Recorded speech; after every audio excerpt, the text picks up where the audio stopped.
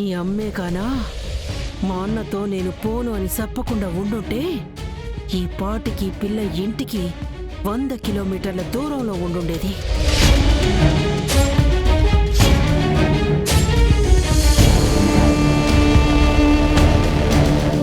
ఏం చేస్తా ఉండవమ్మీ?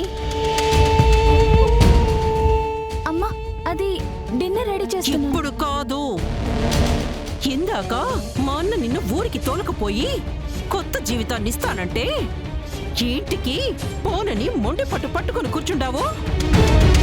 అరే, మనిషే 10 మెట్లు దిగొచ్చి నీ భవిష్యత్తు కోసం రమ్మని అడిగితే రానని చెప్పడమే కాకుండా అందరి ముందు మోన్ననే అవమానిస్తావా?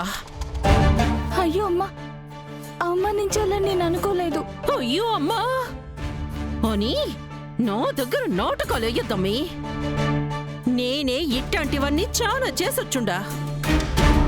నా దగ్గరే నీ టాలెంట్ చూపిస్తా ఉండవా? 2 రోజుల్లో మా అన్న మళ్ళా వస్తుండు. అప్పుడు కూడా ఇట్టానే ఆటలాడితే ఊరుకొని చెప్తా ఉండా. కౌశికి నీకు పోయేది ఇష్టమా అని అడిగినప్పుడు అవును అని చెప్పాలా? మా అన్నొచ్చి పిలిచినప్పుడు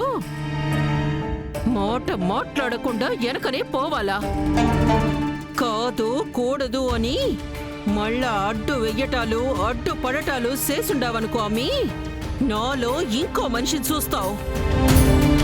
పెద్ద మనిషిలా చెప్తా ఉండా.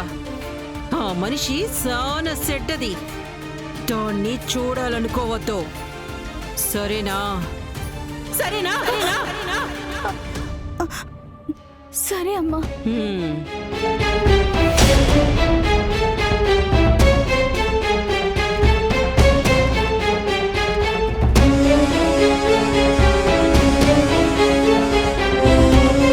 ఏటిగుంటా అప్పుడే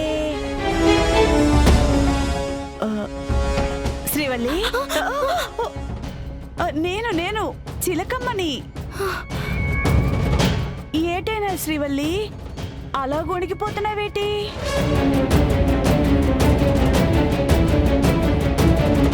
జగదాత్రి, శ్రీవల్లి ఎందుకో వణికిపోతుంది చూడు. శ్రీవల్లి, ఏమైంది? ఆ చెమటలేంటి? ఆ కళ్ళలో కంగారేంటి? చేతులు ఎందుకు అలా వణికిపోతున్నాయి? ఏమైందమ్మా? ఎవరైనా ఏమైనా అన్నారా? లేదన్నయ్య. మరెందుకమ్మా అంత భయపడుతున్నా? అది చెప్పమ్మా.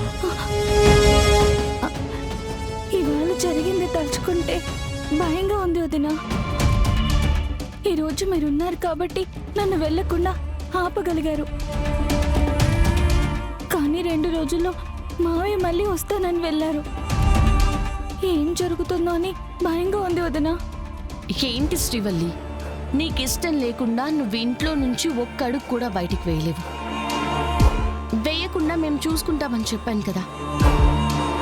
నువ్వు మామయ్య గురించి అస్సలు ఆలోచించాల్సిన అవసరమే లేదు.